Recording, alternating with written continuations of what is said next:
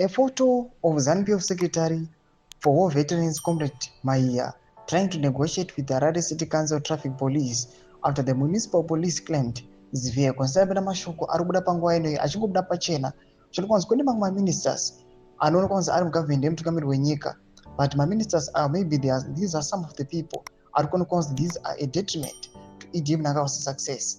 Vachionekwa kunzi these ministers vanoonekwa vachifamba nemotokari dzisina manumber plates, and right now vari kuonekwa kunzi they are being claimed by these traffic police officers who do subscribe like on the bell icon.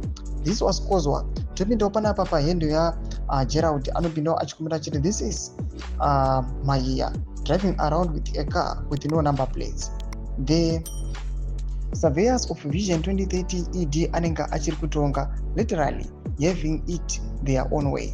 Police Zimbabwe attention to this matter needed. Mashoko anobuda itogone machinzi aiwa ZRP weyambate vanhu ava munofika tinosvikipi navo. Blabi anopinda vachikumira achiti vana mutsvangwa and all those fighting kudata grade are fighting a losing succession battle. Queen B has bought everyone in the decision-making system. In expensive suits, Anna Douglas Mahiya war veterans, they are driving around with some of the most expensive new cars bought for them just to place him at the top chair kuzotakaita president. Zimbabwe inosara isina chino na balance uyu.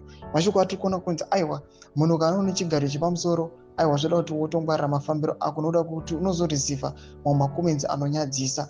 Mashoko ari kuda panguva ino ari kuonekwa kunzi people they are criticizing aiwa these ministers vachionekwa kunzi saka nevision 2030 yacho tinosvika kupi kana uchionekwa imimi vacho vanoonekwa kunzi vanoimplementa mutemo nevanoisa madecision making enyika panguva ino yafailing to comply nemutemo yacho.